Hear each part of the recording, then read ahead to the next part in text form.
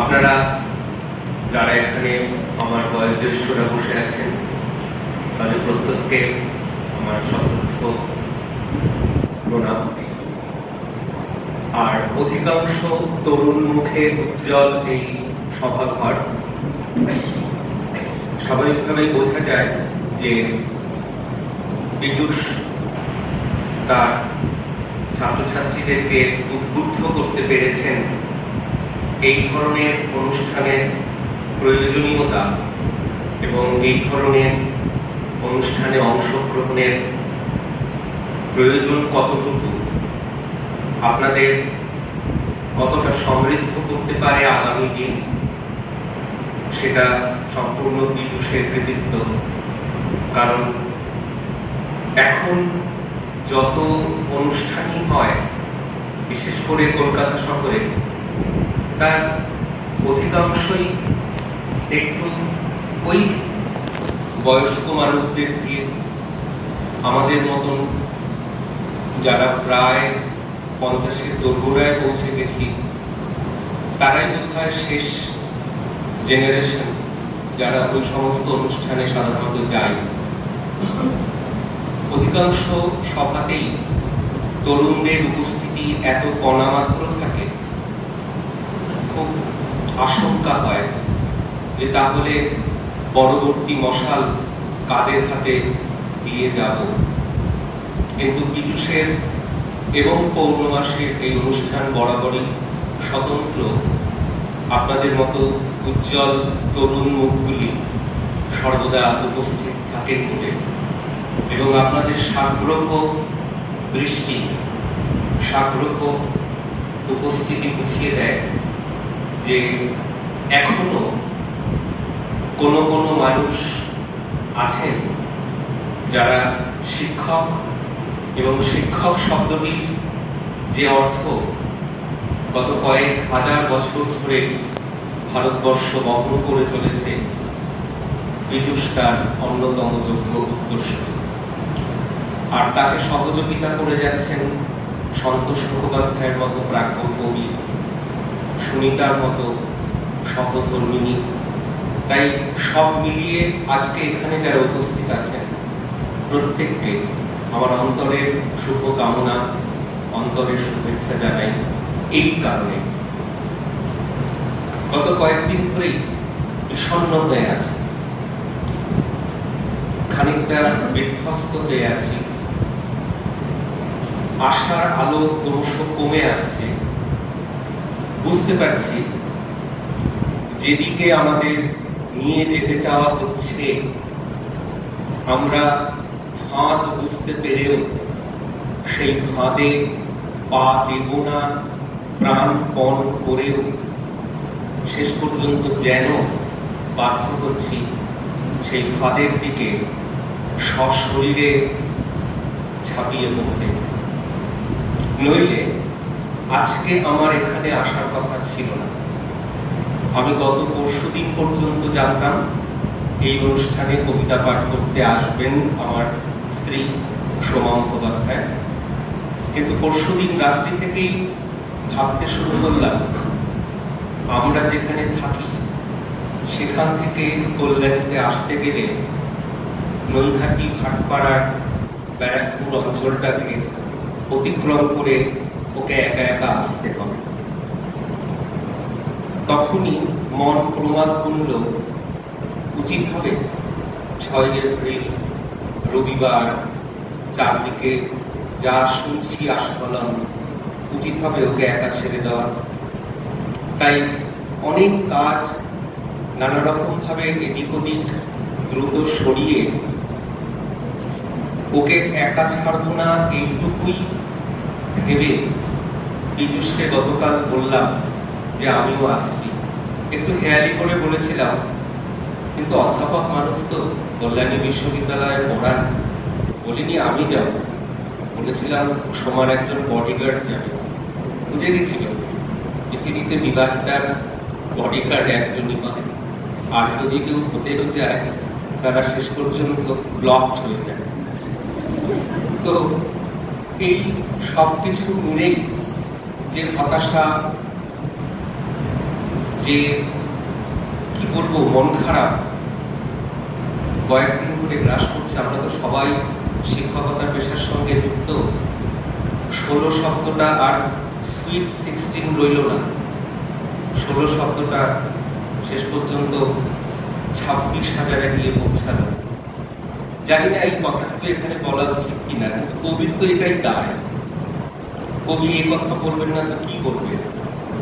আর যখন জীবনানন্দ দাশকে নিয়ে যখন একটা অনুষ্ঠান হচ্ছে, আর কিছু না হোক, জীবনানন্দ দাশকে নিয়ে যত কথাই হোক না কেন, এটা তো মানতেই হবে যে বিষাদের কবি তিনি ক্রমাগত আমাদেরকে এমন একটা জগতে নিয়ে গিয়েছিলেন যেখান থেকে আমরা প্রত্যেকেই বোধহয় কখনো কখনো জীবনানন্দের কবিতা পড়তে পড়তে আত্মহত্যার কথা ভাবিনি এমন খুব কম মনোযোগী পাঠক জীবনানন্দের আছে।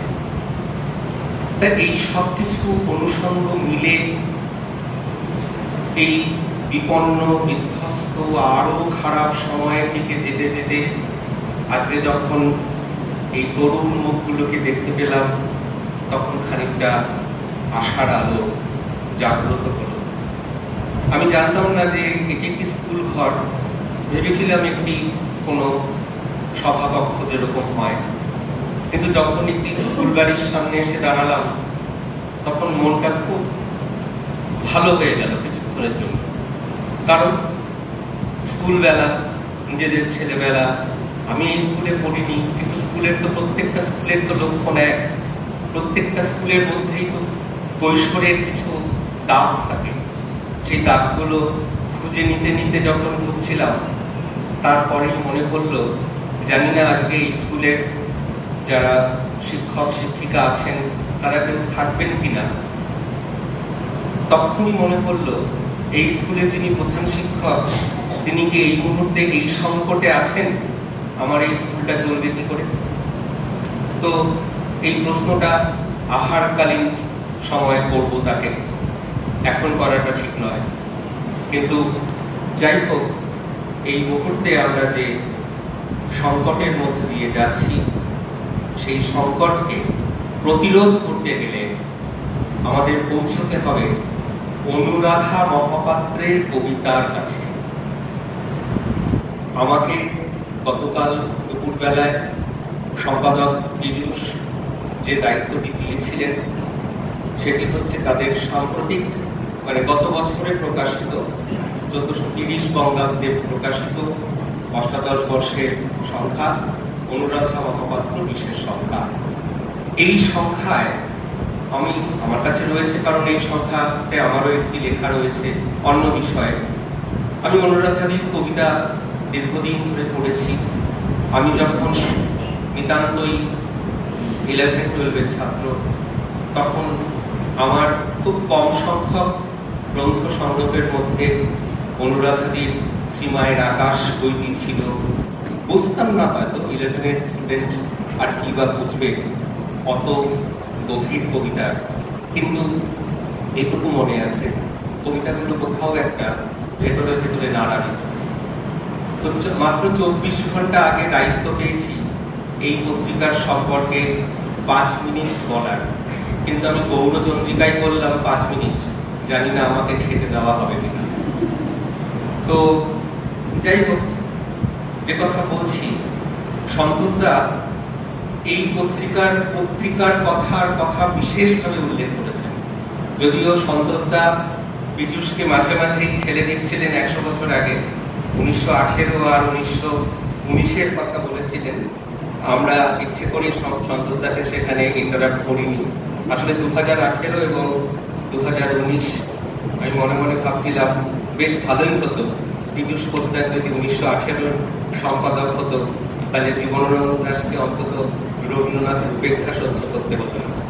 তো এইসব নানা রকম মজা এবং নানা রকমের বিক্ষোভ মনের মধ্যে চলতেই থাকে।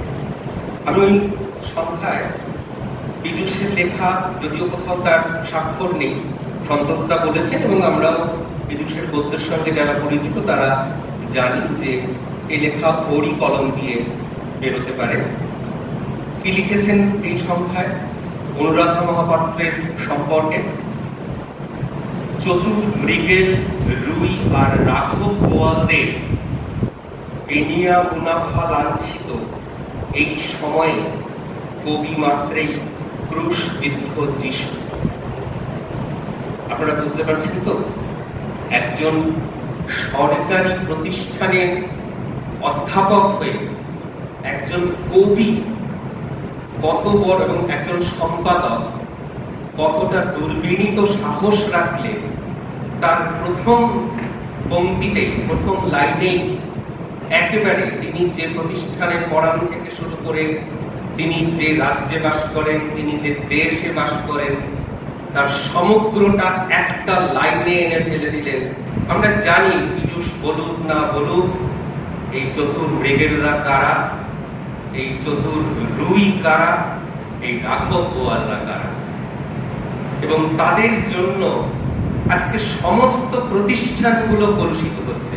কতটুকু আর ধরা পড়ল, কতটুকু আর প্রকাশ্যে এলো, কটা মেয়ে আর সেই সাহস নিয়ে প্রতিবাদ করতে পারলো? প্রতিবাদ করে লাভটাই পারে। 9ই আগস্ট দেখতে দেখতে 9ই এপ্রিলের দিকে চলে এলো। প্রতিবাদ করে যে কিছু হয় না, অন্তত এই রাজ্যে সব যে ম্যানেজ হয়ে যায় সে তো জানি আমরা। তাই বেনিয়া মুনাফা লাঞ্ছিত, এই বেনিয়াদের মুনাফার যে লাঞ্ছনার অভিমুখ, সেই অভিমুখকে বারবার করে একজন কবি এবং একজন সম্পাদক যদি এইভাবে প্রতিবাদের কলমটা তুলে না নেন, তাহলে তোমরা যারা ছাত্রছাত্রীরা বসে আছো, তোমরা দিশা পাবে কোথা থেকে? যোগ্য শিক্ষক, যোগ্য সম্পাদক, যোগ্য কবি। কিন্তু পীযূষ এই কথাগুলো কেন লিখলেন? পীযূষ এই কথাগুলো লিখলেন অনুরাধা মহাপাত্রের জন্য। কারণ অভিনীত আনন্দে চারপাশ এসে গেলে অসংবেদনের এই তীব্র সময়ে কবিরাই আমাদের ফুলের কাছে, পাখির কাছে, বৃক্ষ ও নারীর কাছে নত হতে হবে। নত হতে ভুলে গেছি আমরা সবাই এখন শুধু পজিটিভনেস শিখেছি। আমরা নত, বিনীত, সবিনয় এই শব্দগুলো ক্রমশ হারিয়ে ফেলছি। আর নারীরাই বৃক্ষের জননী, এই কথা বলেছিলেন কবি অনুরাধা মহাপাত্র। শিশুদের নরম কোমল চোখে ঘাসের বিস্তার দেখতে চেয়ে তিনি উপলব্ধি করেছেন সত্যের পথে চলতে মিথ্যার কত কুহক, কত গরল অমানিসা বেরোতে হয়। 50 বছরের অধিক কবিতা চর্চা করছেন তিনি মানে অনুরাধা মহাপাত্র। মানুষের মন আর মনন, প্রকৃতি ও সৌন্দর্যের সামগ্রিক প্রেক্ষিতে দেখেছেন জগৎ আর জীবনকে। জীবন আর কবিতা যে বিচ্ছিন্ন নয়, তা আমাদের অন্তর্গত রক্ত প্রবাহের মতো এই সত্য উঠে এসেছে তার কবিতায় বারবার। পৌর্ণমাসী পত্রিকার এই সংখ্যাটি কবি অনুরাধা মহাপাত্রকে নিবেদিত বিশেষ সংখ্যা। 15টি প্রবন্ধ আছে এই সংখ্যাটিতে। যারা লিখেছেন তারা হলেন দীপঙ্কর বাগচি, সমীর মণ্ডল, গৌতম মণ্ডল। তার মানে আগের বারে গৌতমদা কথা রেখেছিল, কেউ কথা রাখেনি ঠিক নয়, গৌতমদা মাঝে মাঝে কথা রাখেন। গৌতম মণ্ডল, দেবার্থ মণ্ডল, পুরুষোত্তম সিংহ, অসীম সরকার, সৌরভ মজুমদার, রিয়া রায়, সৈকত বালা, মামুন রশিদ খান। এরা অনুরাধা মহাপাত্রকে নিয়ে লিখেছিলেন। বোঝাই যায় এদের মধ্যে কেউ কেউ নিশ্চয়ই পীযূষের হাতে তৈরি আগামী দিনের বড় সম্ভাব্য প্রাবন্ধিকের দল। পীযূষ যত্ন করে তাদের তৈরি করেছেন এবং করছেন। আর শেষ করব যে কথা বলে, সেটা হচ্ছে এই পত্রিকাতে দুটি পুনর্মুদ্রণ আছে। অনুরাধা মহাপাত্রকে নিয়ে আমার দুই প্রিয় প্রাবন্ধিক, প্রিয় মানুষ, এর বোধহয় ভূমিকা অবশ্যই নেই। শিবনারায়ণ রায়ের লেখা অসাধারণ সেই মনস্বী এবং তার কলম। শিবনারায়ণ রায় যা লিখেছিলেন অনুরাধা মহাপাত্রের কবিতা প্রসঙ্গে, সে কথা আজকেও কতটা প্রাসঙ্গিক, এই আজ এই মুহূর্তে কতটা প্রাসঙ্গিক, সেটা আপনাদের উপরে তার বিচারভার ছেড়ে দিয়ে আমি শিবনারায়ণ রায়ের একটি বাক্য আপনাদের সামনে তুলে ধরব, যা তিনি লিখেছিলেন অনুরাধা মহাপাত্রের কবিতা সম্পর্কে বলতে গিয়ে। কি বলেছিলেন শিবনারায়ণ রায়? অনুরাধা ব্রাত্য মানে পশু, অনুরাধা ব্রাত্য মানে আমরা ব্রাত্য শব্দের মানে যারা জানি নিশ্চয়ই।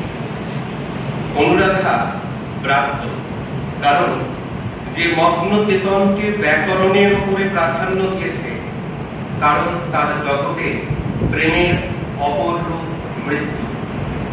কারণ বাংলা একাডেমির পারস্পরিক পিচ্চাপ্রাণী থেকে মুখ ফিরিয়ে সে বেছে নিয়েছে বস্তি বালক বালিকাদের নিরুদ্দেশ সঙ্গ। কিন্তু সে যে কবি পায়ের নখ থেকে হৃৎপিণ্ডের প্রত্যুনিতে মায়া মস্তিষ্কের কোষে কোষে নির্ভেজাল কবি, তার পদে পদে পরিচয় পাই তার বাক প্রতিমায়, তার প্রতিটি কবিতার পিছনে প্রচ্ছন্ন কাহিনীতে, তার বিস্ময়কর শব্দ বিন্যাসে। ধন্যবাদ আমাকে এখানে এইটুকু কথা বলবার সুযোগ করে দেওয়ার।